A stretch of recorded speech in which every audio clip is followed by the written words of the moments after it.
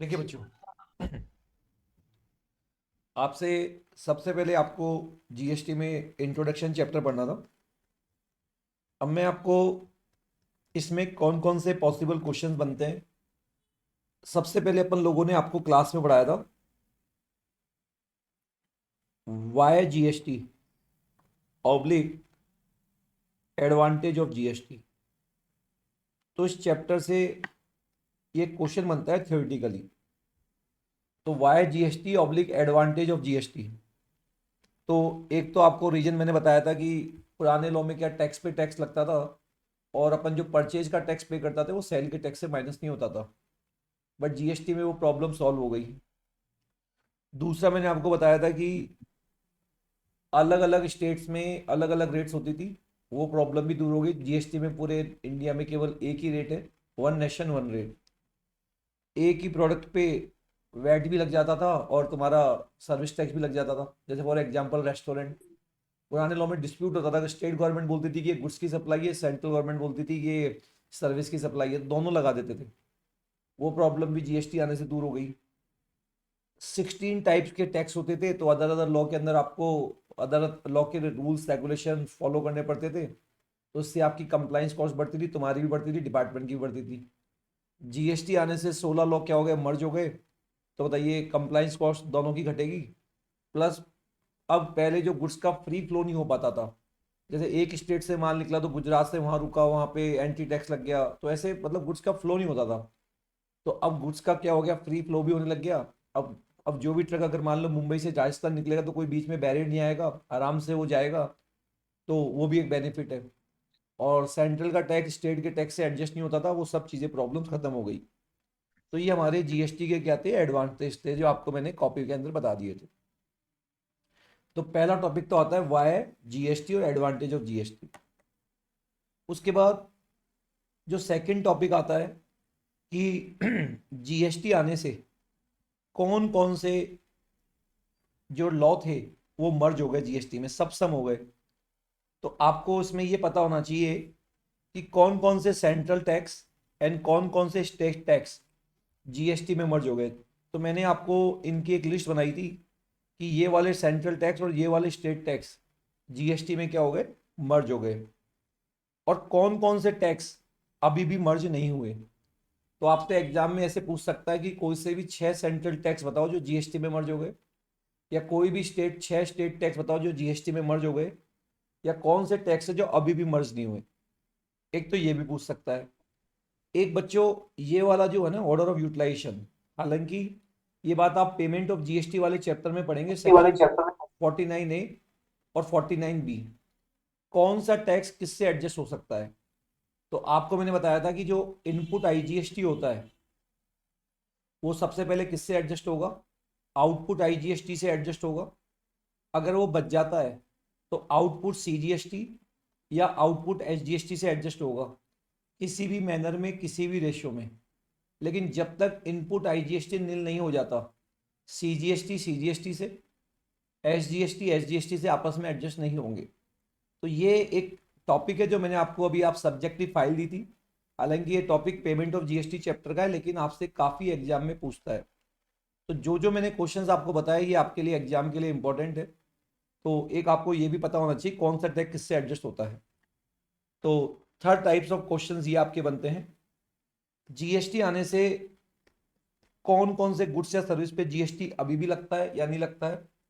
तो मैंने बताया था कि जितने भी गुड्स है उन पे अब जीएसटी आ चुका है, alcoholic liquor for human consumption और 5 पेट्रोलियम प्रोडक्ट्स को छोड़कर। और व्हाट अबाउट द टबाकू, इसके बारे में क्या ट्रीटमेंट होता है। सर्विस सेक्टर पे पूरा जीएसटी आ चुका है। तो एक आपको ये भी क्वेश्चन पता होना चाहिए। तो बताइए कौन कौन से question, why GST oblique advantage of GST number one. GST आने से कौन से टैक्स मर्ज हो गए, सब सम हो गए, कौन से नहीं हुए, स्टेट वाइज और सेंट्रल। कौन सा टैक्स किससे माइनस हो सकता है और कौन सा नहीं हो सकता, उस पर प्रैक्टिकल क्वेश्चन आएगा तुम्हारे। अभी मैं आपको 3 4 क्वेश्चन वैसे कराऊंगा। कौन कौन से प्रोडक्ट पे जीएसटी लगता है और कौन कौन से पे नहीं लगता है। जीएसटी में कितने प्रकार की टैक्स स्लैब होते हैं, तो ये आपको पता होना चाहिए। जीएसटी में 6 प्रकार के होते हैं, 0.25, 3, 5, 12, 18 और 28। और जीएसटी में मैक्सिमम रेट कितनी हो सकती है, वैसे तो अभी तो 28 चल रही है, बट मैक्सिमम 40 तक जा सकती है। तो ये आपको मैंने बताया। एक आपसे जीएसटी कंपनसेशन सेस क्या होता है वो भी पूछ सकता है। आपको पता है जीएसटी इंप्लीमेंट करने से अगर स्टेट गवर्नमेंट को कोई नुकसान होता है तो उसको कौन कंपनसेट करेगा? Central government. इस कंपनसेट को करने के लिए सेंट्रल गवर्नमेंट ने एक टैक्स लगाया जिसका नाम है जीएसटी कंपनसेशन सेस। और ये बताओ, पहले इसकी डेट 31/3/22 तक होती थी, अब 31/3/26 तक ये एक्सटेंड हो गई है। ऐसी बातें हमने यहाँ पे पढ़ी थी। ठीक है।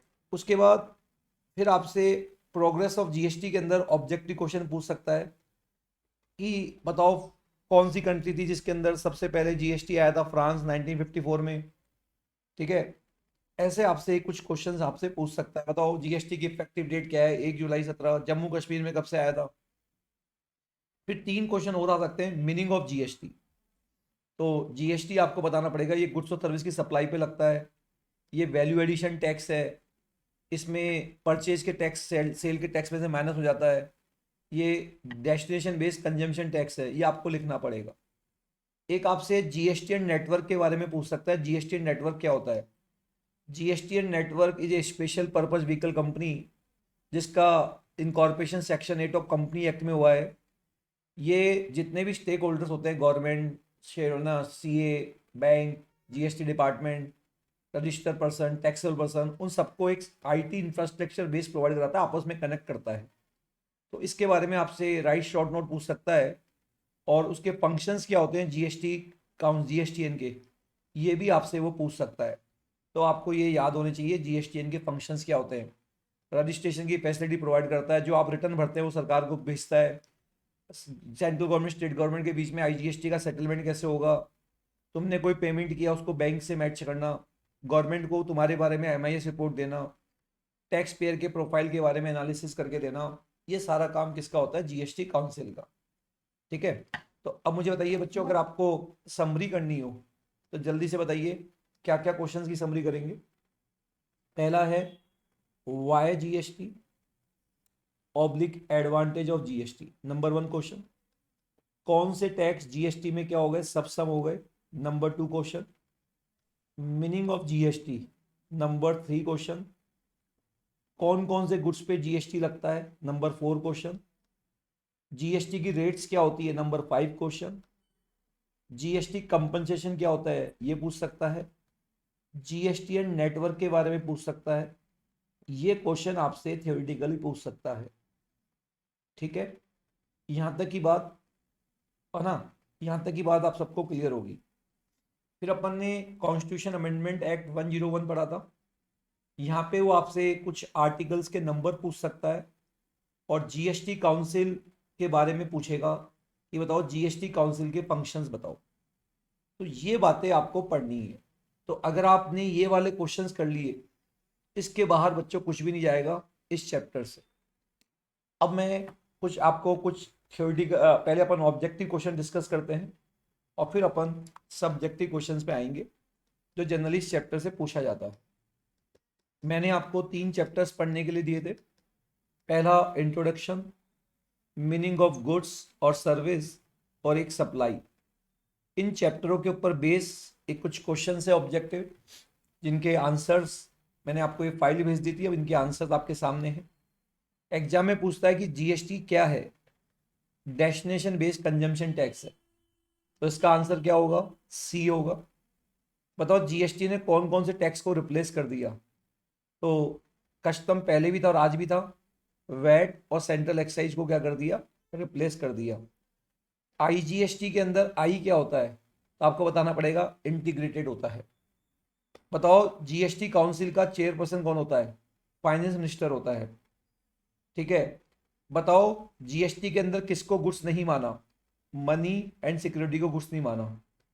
बताओ विद इन द स्टेट माल बेचते तो सीजीएसटी या जीएसटी लगता है। अगर आप इंपोर्ट एक्सपोर्ट करते हैं तो ये इंटर स्टेट हो गया। बताओ उस पर क्या लगेगा? आईजीएसटी लगेगा। ठीक है। उसके बाद उसके बाद बताओ हाईएस्ट रेट जीएसटी की कितनी है? 28%। मैक्सिमम कितनी जा सकती है? 40%। बताओ इंडिया, 3 कंट्री है जहाँ ड्यूल जीएसटी चलता है, इंडिया, ब्राजील और कनाडा। इंडिया ने किस कंट्री का मॉडल अपनाया था? कनाडा का मॉडल अपनाया था। बताओ, following is the intra state supply. बताओ, अगर आपने ये दिल्ली में माल बेचा तो वो इंट्रा कहलाएगा। अगर सेज वैसे दिल्ली में ही होता है, मान लो दिल्ली में ही सेज है, लेकिन अगर आप सेज को सप्लाई करते हैं तो हमेशा इंटर कहलाता है। स्टेट चेंज हो गया तो इंटर कहलाता है। बताओ, इसका आंसर होगा पहले, जहां विद इन द स्टेट माल बेचा जाता है तो इंट्रा कहलाता है। बताओ, following tax are levy, inter state supply पे कौन सा टैक्स लगता है? IGST only. बताओ, जीरो रेट सप्लाई किसे कहते हैं? सर हाँ, सर ये जो जीएसटी मॉडल वाला क्वेश्चन है सर, इसमें फ्रांस नहीं आएगा? फ्रांस तो पहली कंट्री थी जहां पे ये इम्प्लीमेंट हुआ था। इंडिया ड्यूअल जीएसटी केवल दो ही यस कंट्री सर। में होता है, ब्राजील, कनाडा, इंडिया। इंडिया ने किसका मॉडल अपनाया था? कनाडा का मॉडल अपनाया था। उसके बाद जीरो रेट सप्लाई। बताओ बच्चों, जब हम एक्सपोर्ट करते हैं ना, तो एक्सपोर्ट पे जीरो रेट लगती है। तो एक्सपोर्ट पे जीरो रेट लगती है, या हम सेज के डेवलपर या सेज की यूनिट को अगर कोई माल बेचते हैं ना, तो उस पर जीरो रेट लगती है। तो इसके अंदर आंसर क्या होगा? एक तो एक्सपोर्ट पे लगता है, और एक सेज के डेवलपर उसको यूनिट को अगर आप माल बेचोगे ना, उस पर जीरो रेट लगती है। बताओ, स्पेशल इकोनॉमिक जोन को अगर आप माल बेचोगे तो उसको एक्सपोर्ट बोलेंगे, भले ही ये इंडिया में हो, बट उसको एक्सपोर्ट एक्सपोर्ट बोलेंगे। जीएसटी आने से हमारे कॉन्स्टिट्यूशन में चेंज आया। बताइए, कौन सा अमेंडमेंट एक्ट, कौन सा अमेंडमेंट पास हुआ? 101, मतलब 101वीं बार हमारा जीएसटी एक्ट कॉन्स्टिट्यूशन में क्या आया? चेंज आया। उसके बाद बताओ, जीएसटी में मैक्सिमम हाईएस्ट रेट क्या होती है? 40%। उसके बाद बताओ, लिस्ट वन में टैक्स लगाने की पावर किसके पास है? कॉन्स्टिट्यूशन वाले क्वेश्चन है, सेंट्रल गवर्नमेंट के पास पावर है। बताओ, है ना, which article Indian constitution define the GST? GST की डेफिनेशन किसने दे रखी है? 366(1)(2)A में इसने डिफाइन किया है। जीएसटी काउंसिल का गठन कौन सा आर्टिकल करेगा? 297A। बताओ, जीएसटी सब पे लगता है, किस पे नहीं लगता? Alcohol liquor for human consumption. बताओ, जीएसटी नेटवर्क कौन सा फंक्शन करता है? रजिस्ट्रेशन की फैसिलिटी भी देता है, तो आपके रिटर्न्स गवर्नमेंट को फॉरवर्ड भी करता है, आईजीएसटी का सेटलमेंट भी करता है, ऑल द अबव। बताओ, GST the compressive tax regime covering. बताओ, जीएसटी केवल गुड्स को कवर करता है, सर्विस को करता है, दोनों को कवर करता है? दोनों को कवर करता है। ठीक है। उसके बाद फिर अपन आते हैं कि who will the notify rate of tax. बताओ, सेंट्रल गवर्नमेंट जीएसटी काउंसिल की रिकमेंडेशन पर किसी भी प्रोडक्ट पे रेट क्या होगी वो बताता है। जीएसटी, आईजीएसटी कहाँ लग रहा है? पूरे इंडिया में आ गया, इंक्लूडिंग जम्मू एंड कश्मीर। बताओ, अपन बोलते हैं ना एचएसएन कोड, तो सर्विस के लिए हम एसएससी कोड यूज करते हैं, जिसकी फुल फॉर्म ये होती है, और गुड्स के लिए हम एचएसएन कोड यूज करते हैं। इसमें एन किसको डिनोट करता है? नॉमिनकल्चर को डिनोट करता है। ठीक है। इनडायरेक्ट टैक्स एक प्रोग्रेसिव टैक्स है, रिग्रेसिव टैक्स है? रिग्रेसिव है क्योंकि सब पे समान प्रकार से लगता है, अमीर या गरीब। कास्केडिंग इफेक्ट का मतलब क्या होता है ना? टैक्स ऑन गुड्स, है ना? If cascading effect of tax mean tax on goods, tax on service, या टैक्स ऑन कॉस्ट, या नन ऑफ दिस। तो यहाँ पे आंसर क्या आएगा? Tax on tax. तो कास्केडिंग इफेक्ट क्या मतलब क्या होता है? Tax on tax. बताओ, article 246 read with divide subject matter law, इसमें कौन सा शेड्यूल आएगा? मतलब कौन कौन से मतलब कौन सा आर्टिकल बोलता है कि ये टैक्स लगाने की पावर ये इसके पास है? तो आर्टिकल 246 बताता है। और लिस्ट शेड्यूल 7 जो हमारे संविधान का होता है, उसमें 3 लिस्ट है, लिस्ट 1, 2, लिस्ट 3।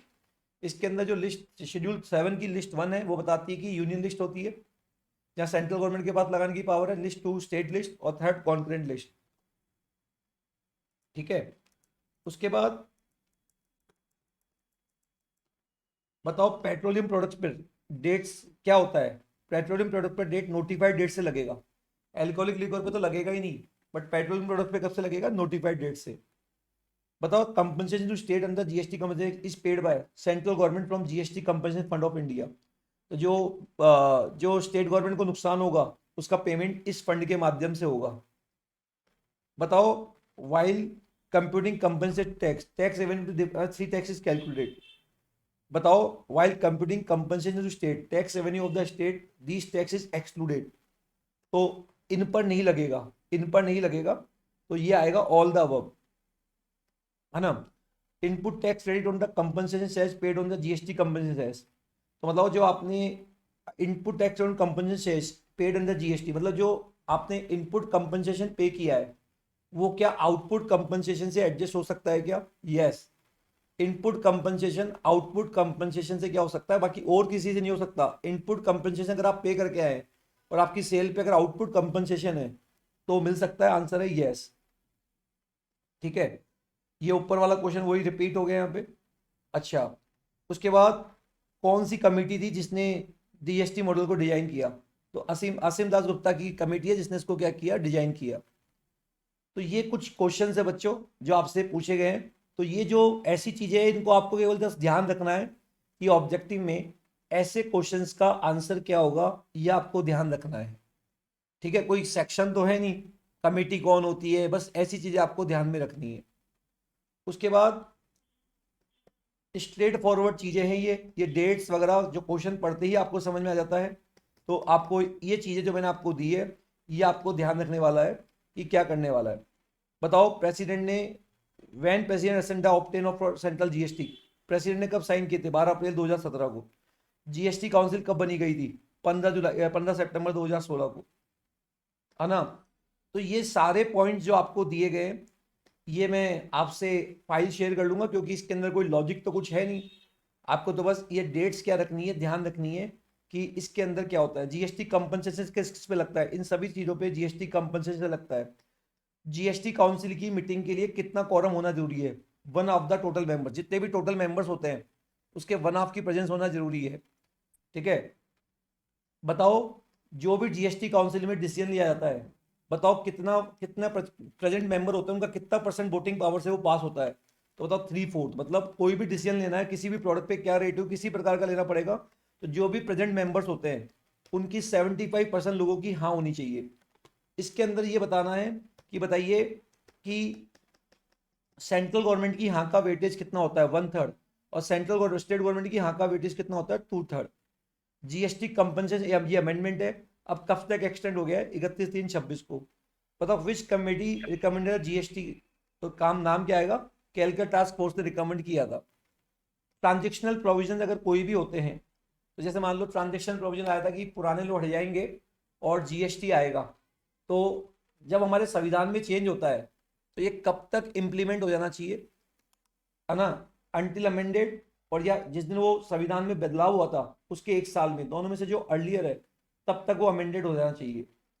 ठीक है, और अब ये पूछ रहा है कि who will the member the GST council, है ना, ऑफ द ईच स्टेट। तो जो ईच स्टेट के जो मिनिस्टर इंचार्ज ऑफ फाइनेंस होते हैं वो उसके बताओ क्या होते हैं? मेंबर होता है। Found the following who will the member of GST council on the behalf of each state. तो ईच स्टेट के बिहाफ पर ये जो पोस्ट होती है ना, ये इसके क्या होते हैं? मेंबर्स होते हैं। अब आपको बताना है filling the blanks. Indirect tax are destination based consumption tax. ठीक है, उसके बाद ये ऑब्जेक्टिव में direct tax are progressive nature. GST council का गठन कौन से आर्टिकल से हुआ? एन का मतलब क्या है? बताओ जीएसटी काउंसिल का हेडक्वार्टर कहाँ है? न्यू दिल्ली, है ना। ये सारे पॉइंट्स आपको पता होना चाहिए, मैंने इनके सबके आपको आंसर दे दिए। ये ऐसे पॉइंट्स नहीं है बच्चों की आप सोचो कि मेरे को कोई सेक्शन पढ़ना है, या ये तो जस्ट एक पॉइंट है जो आपको ध्यान रखना है। अगर एग्जाम में ऑब्जेक्टिव क्वेश्चन आते हैं तो आपको पता होना चाहिए। अब इसके अलावा ट्रू और फॉल्स के क्वेश्चंस, बताओ हाईएस्ट रेट 28% होती है 20%। जीएसटी विल नॉट एबलिश, जीएसटी ने क्या सारे इनडायरेक्ट टैक्स को हटा दिया? क्या आंसर है? विल नॉट एबलिश, मतलब सारे नहीं हटाया, ट्रू, कुछ तो आज भी है। Goods are classified in GST regime, SSC code 9। Service के लिए होता है एसएससी कोड, गुड्स के लिए एचएसएन कोड होता है। आईजीएसटी एक्ट स्टेट गवर्नमेंट ने बनाया नहीं, आईजीएसटी कौन बनाती है? Central government. ये सारे तुम्हारे सीएमए इंटर के अंदर ये क्वेश्चंस आए हुए हैं। फिर मैंने आपको सब्जेक्टिव क्वेश्चंस भी दे दिए। सब्जेक्टिव क्वेश्चंस कौन कौन से आए हैं? तो एक तो जीएसटी काउंसिल के फंक्शंस बताओ, ये आपका क्वेश्चन है ना, जो मैंने अभी आपको बता रहा था उसमें आएगा। बताओ कौन कौन सी कमोडिटीज को जीएसटी से बाहर रखा गया है? Petrol, alcohol. जीएसटी काउंसिल कौन होती है? इनके प्रिंसिपल, इनके फंक्शंस बताओ। Advantage of GST. ये सारे क्वेश्चन आपके एग्जाम में हिट हुए हुए हैं।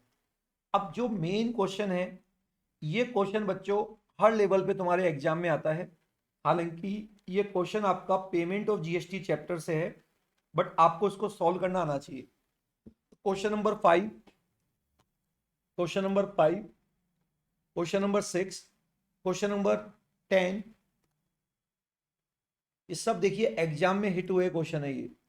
और क्वेश्चन नंबर 11, ये सब मिलते जुलते क्वेश्चन है। तो आइए अपन इन क्वेश्चंस को साइड बाय साइड सॉल्व करते हैं। देखिए क्या है, आपको पता है कि जीएसटी के अंदर एम क्या है।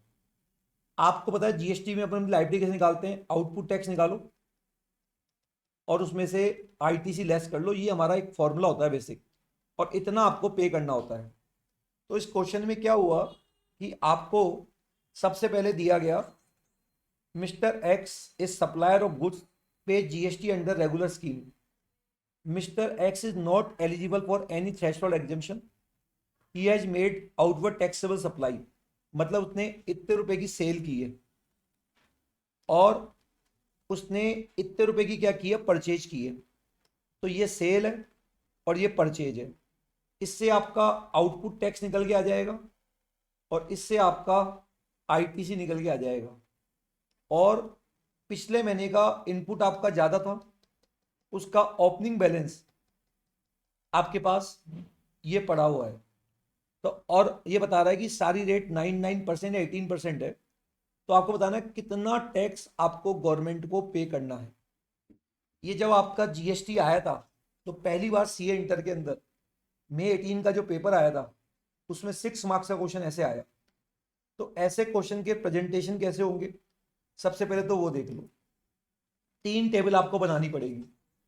एक बनानी पड़ेगी statement showing computation of output tax liability, statement showing computation of output tax liability.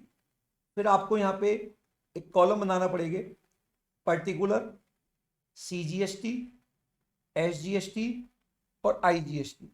तो एक पर्टिकुलर का कॉलम बनाओगे, सीजीएसटी का बनाओगे, एसजीएसटी का बनाओगे और एक आईजीएसटी का कॉलम बनाओगे। एक आपकी टेबल और बनेगी और वो बनेगी computation of input tax credit, है ना। तो वही सीजीएसटी, एसजीएसटी और आईजीएसटी पर्टिकुलर। तो statement showing computation of eligible input tax credit, ठीक है। एक टेबल बनेगी।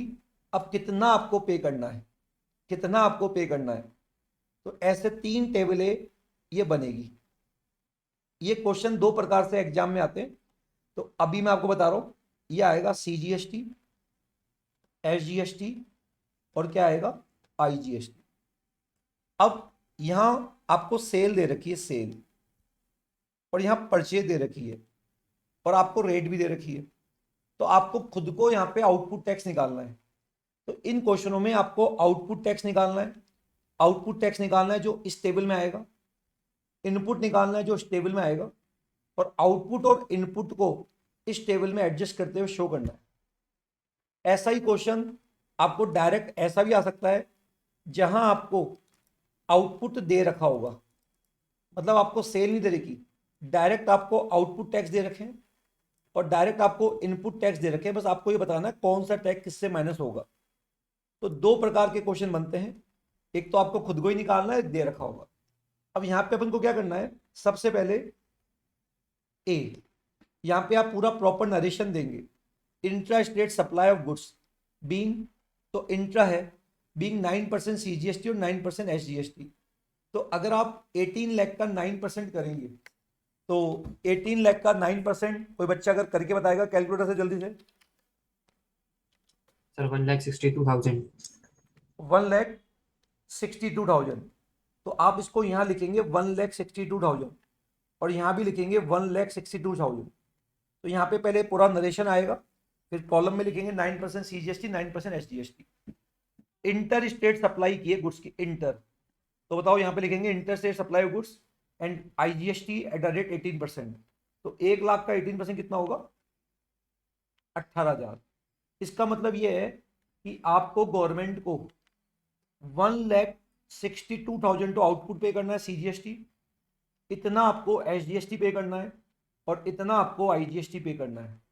ओके, फिर आपको यहाँ पे ओपनिंग बैलेंस ऑफ ITC दे रखा है, मतलब पिछले साल का, पिछले महीने का जो इनपुट था वो हमारे पास ज़्यादा था। तो कितना कितना है, 31, 31 और 50।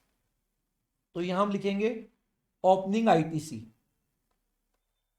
31, 31 और 50, ये आपने लिख दिया। अब आपने दो परचेज किए, इंट्रा और इंटर, तो वही यहाँ पे दिखाएंगे, purchase with in the state and paid CGST SGST 9% each. बताओ 13 लाख का 9% कितना होता है, जल्दी बताओ बच्चों। 13 लाख का 9%, 1,17,000। 1,17,000 यहाँ दिखाओगे और 1,17,000 यहाँ दिखाओगे। और एक आपने 25,000 रुपये की इंटर स्टेट परचेज की है, तो यहाँ प्रॉपर नरेशन लिखोगे। बताओ 25,000 का 18%, 4,500। ऐसे करके हमने एलिजिबल ITC निकाल दी। टोटल बताओ जल्दी। ये शायद 247 आया, यस सर। ये भी 247 आया और ये आया 54,500। ओके, अब बताओ हमारे पास सबसे पहले क्या चाहिए, आउटपुट टैक्स। 4,50,000 होगा। क्या बोल रही हो, 4,50,000 राइट, 4,50,000 होगा। ये लास्ट वाला 5 लाख थोड़ी 50,000 है, तो ओपनिंग नहीं, नीचे वाला 4,50,000, 4,500 वो। कैसे होगा, परचेज तो तुम्हारी केवल 25,000 की है ना। अरे 25,000 का 18%, ओके सर। है ना। अब आउटपुट कितना आया, 1,62,000, ये टेबल 1 से आ जाएगा, 1,60,000 और 18,000। अब बताओ, वैसे तो हमको पता है कि IGST सबसे हो सकता है, बट सबसे पहले हम क्या करेंगे, इनपुट क्या, IGST। बताओ वो कितना है, कितना है 54,500। तो यहां से 54,500 करूंगा तो बताओ कितना रह गया, जल्दी से बताओ, बताओ कितना रह गया। 36,500। 36,500। मतलब हमारे पास अब भी इनपुट IGST पड़ी हुई है। तो बताओ, जब हमारे पास इनपुट IGST पड़ा हो तो पहले CGST SGST आपस में माइनस होंगे, पहले IGST को नील करना पड़ेगा। IGST को nil।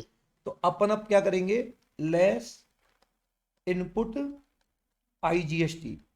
अभी 36,500 को आप चाहो तो पूरा का पूरा यहां से माइनस कर दो, या पूरा का पूरा यहां से माइनस कर दो, या मान लो 18,000 यहां से, बाकी यहां से 2,000 यहां से, मतलब किसी भी मैनर में, किसी भी रेशो में आप खत्म कर सकते हो। बट आपका पहला काम ये है कि पहले आपको इसको नील करना पड़ेगा, 36,500 को। तो चलो मैंने एक बार पहले दोनों से आधा आधा कर दिया। तो आधा आधा कितना, 36,500 का कितना, 18,250 और 18,250, और यहाँ पे 36,500 आ गया। अब बताओ कितना बचा हमारे पास, 143,750। 143,750 और 143,750। अब इस क्वेश्चन में कोई फर्क नहीं पड़ा मेरे। वैसे तो लॉ तो ये बोलता है किसी भी मैनर में, किसी भी रेशियो में कर दो, कोई फर्क नहीं पड़ता। लेकिन मैं जब आगे एक दो क्वेश्चन कराऊंगा वहां बेटर टैक्स प्लानिंग करेंगे अपन। तो अभी इस क्वेश्चन में कोई फर्क नहीं पड़ा, लेकिन आगे जब एक क्वेश्चन करेंगे वहां बेटर टैक्स प्लानिंग देखेंगे अपन।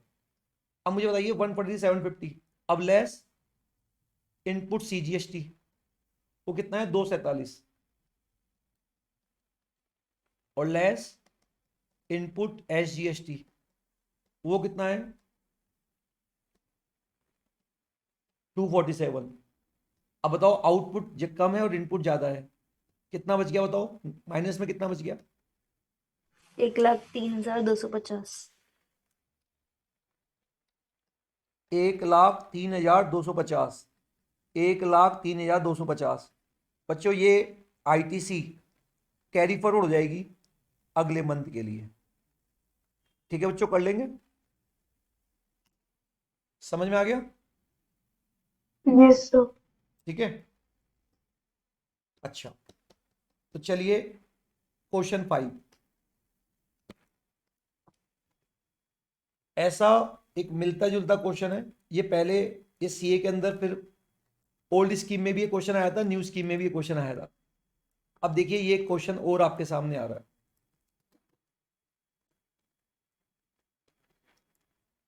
सेम क्वेश्चन है, आपको अगस्त मंथ की सेल दे रखी है और परचेज दे रखी है, और आपको ओपनिंग आईटीसी दे रखी है। दिख रहा है बच्चों यहाँ पे? यस बताओ कितनी टेबल बनेगी? 3 3। नरेशन वगैरह प्रॉपर लिखना।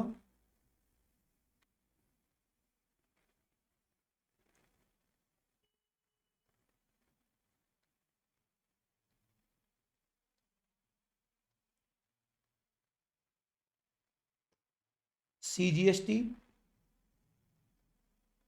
SGST, IGST particular, CGST, SGST, IGST particular, CGST, SGST और IGST पर्टिकुलर। अब वही सेल इंटर है, तो 10 लाख पे पूरा नरेशन प्रॉपर लिखना, बीइंग 18% IGST, तो 1,80,000। अब बताओ ये सेल है ना, तो यहाँ पे आएगा computation of output liability, computation of input और पेबल। पेबल कितना है? 3 टेबल, तो ये कितना आएगा बच्चों? 1,80,000। इंटरेस्ट रेट सेल 2,99%, तो 2 लाख का 9% 18,000 आएगा। तो ये हमारा आउटपुट आ गया 18,000, 18,000 और 1,80,000। अब हमारा ओपनिंग आईटीसी 20,000, 30,000 और 25,000, और एक हमने परचेज किया इंट्रा, तो 5 लाख का 9% CGST और 9% SGST, 45,000 और 45,000। तो बताओ ये हमारे पास टोटल क्या आ गई? आईटीसी आ गई 65,000, 75,000 और 25,000। ठीक है, अब यहां हम क्या लेंगे? सबसे पहले आउटपुट टैक्स लायबिलिटी, जो टेबल 1 से निकल के आएगी, 18, 18 और 1,80। ठीक है, अब लेस क्या करेंगे? सबसे पहले IGST को खत्म करेंगे, इनपुट IGST, वो हमारे पास 25,000 रुपये है, तो बच्चों वो पूरी खत्म हो गई। अब ऐसा करने से बताओ हमारा ये कितना बचा? 18, 155। 18 और 155 बचा। अब बताओ इनपुट IGST खत्म हो चुका है, अब CGST से एडजस्ट होगा और SGST से होगा। तो CGST कितना है? 65, बोलो, और ये कितना है? 75। बताओ कितना बचा? कितना बचा माइनस में? 47,000 ये रिमेनिंग हमारे पास इनपुट CGST बच गया, ये कितना बचा? 57. 57। ये हमारे पास रिमेनिंग SGST बच गया इनपुट, और ये खत्म। ये हमारे पास आउटपुट बचा हुआ है। बताओ CGST IGST से एडजस्ट हो सकता है? यस। और SGST IGST से होता है? यस। तो लेस इनपुट CGST 47,000, वो इससे एडजस्ट हो जाएगी, और लेस इनपुट SGST 57,000, दोनों यहां से माइनस हो जाएंगे और यहाँ 57 आ जाएगा। ऐसा होने से ये जीरो, ये जीरो। अब 155 में से ये दोनों घटा दो, कितना बचा? 51,000। इतना आपको सेंट्रल गवर्नमेंट को पे करना है, क्योंकि आपके पास अब आउटपुट IGST बच गया, तो आपको इतना सेंट्रल गवर्नमेंट को पे करना है आउटपुट IGST। कर सकते हैं क्या बच्चों ऐसे क्वेश्चंस? बोलिए। Yes, sir. Yes, sir. कर लेंगे इनको। अच्छा, क्वेश्चन नंबर 7। तो देखो, अब ये सारे क्वेश्चंस क्या है जो एग्जाम के क्वेश्चन आए हैं सीए सीएमए में। तो अभी तक जितने भी क्वेश्चन सीए सीएमए में आए, वो क्वेश्चन मैंने यहाँ पे सारे सब्जेक्टिव क्वेश्चन आपको दे दिए। ठीक है, तो पहला क्या है, जीएसटी नेटवर्क के बारे में बताओ, कौन कौन सी कम्युनिटी को बाहर रख दिया, जीएसटी काउंसिल के बारे में बताओ, एडवांटेज ऑफ जीएसटी। और इस तरह से ये प्रैक्टिकल, हालांकि ये practical payment of GST chapters है, बट ये बेसिक चैप्टर में अपन क्योंकि आपको बता देते हैं इसलिए आपको यहीं करवा देते हैं। क्वेश्चन 5 आपको करा दिया, 6 आपको करवा दिया। फिर और कौन से क्वेश्चन आए एग्जाम में,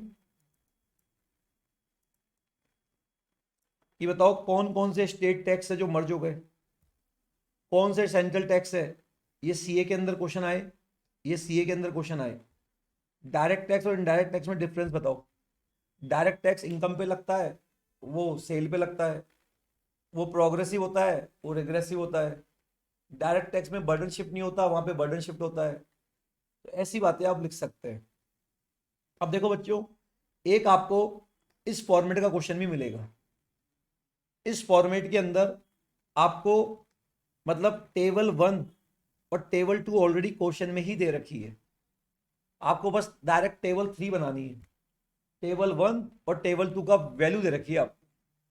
तो computation of net tax payable to government, ठीक है, computation of net tax payable to government.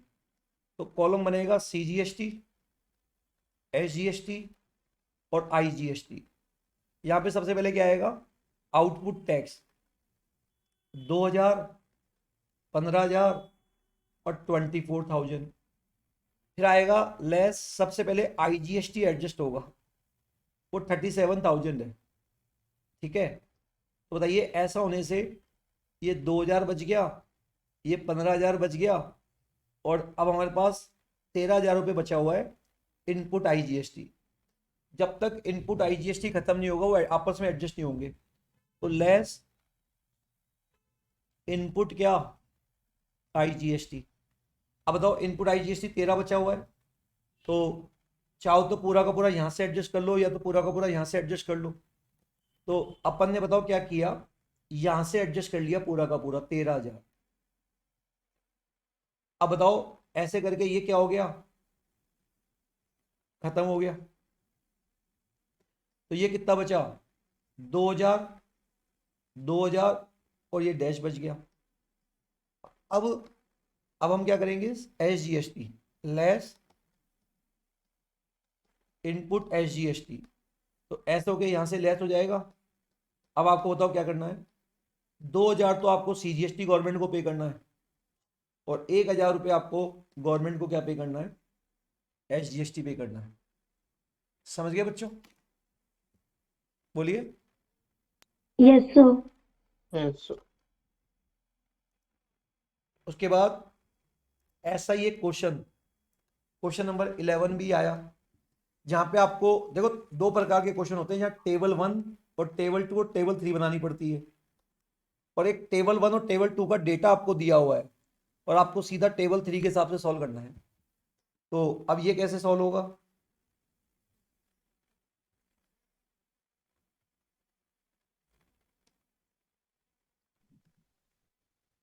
CGST, SGST और क्या, आईजीएसटी। सबसे पहले आउटपुट ले लो, 24, 9 और 3 लेस आईटीसी। ठीक है, ये 12,000। तो हमने इसको 12 यहाँ किया, तो बताओ ऐसा करके ये 24 आउटपुट सीजीएसटी, एसजीएसटी और 9,000 हमारे पास इनपुट आईजीएसटी बच गई। अब हमको पहले इसको खत्म करना है, किसको, 9,000 को। ठीक है, तो अब हम चाहे तो आधा आधा कर सकते हैं, हम चाहे तो पूरा यहां से कर सकते हैं, हम चाहे तो पूरा यहां से कर सकते हैं। तो जैसे बच्चों आपने क्या किया, मैं करके दिखाता हूं। आपने पूरा यहां से माइनस कर दिया, ओके कर दिया। तो ऐसा होने से आपने पूरा कर तो दिया, टेक्निकली कोई गलत नहीं है। ठीक है, उससे ये 0 हो गया, ये 0 हो गया, अब 24,000 तुम्हारे पास ये बचा हुआ है, ठीक है। अब हमारे पास क्या है, इनपुट क्या, CGST, और एक बचा हुआ है इनपुट SGST। अब इनपुट CGST कितना है, 7, तो आपने यहाँ 7 माइनस कर दिया। और अब बताओ ये कितना है SGST, 14,000। अब आपके पास SGST कुछ बचा ही नहीं है, तो इसका नतीजा ये हुआ कि आपको क्या करना है कि इतना तो सरकार से रिफंड लेना है, और 24 में से 7 लेस करो, कितना बचा, कितना बचा, 17,000. 17,000. 17,000 आपको पे करना है, और इतना आपको सरकार से रिफंड लेना है। मतलब आपको पे तो इमीडिएटली करना पड़ जाएगा, और ये जो ये है ये आपके फ्यूचर के आउटपुट से एडजस्ट होगा, तो आपका आउटफ्लो 17,000 चले जाएगा, आपको बैंक बैलेंस 17,000 से कम हो जाएगा।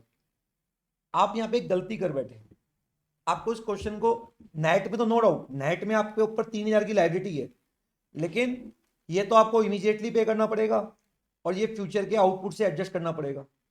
आप इस क्वेश्चन को ऐसे भी कर सकते थे, जहां आपको कम आपका आउटफ्लो जाता, और आपको वही करना चाहिए था एग्जाम में। बेटर टैक्स प्लानिंग कैसे, CGST, SGST और IGST, 24, 9 और 3,000, ये 12 यहां से एडजस्ट हुआ, कितना बचा, 24, 9 और 9,000, ये बच गया। अब आपको क्या करना चाहिए था, पूरा 9,000 आप यहां से एडजस्ट करते। अगर आप यहां से कर लेते तो नतीजा क्या होता, अब ये कितना बच जाता, जल्दी से बताओ, 24 में से 9 गए तो 15, 15,000. ये 15 आपके पास आउटपुट बचता, ये 9,000 बचता, और ये आपका खत्म हो चुका होता।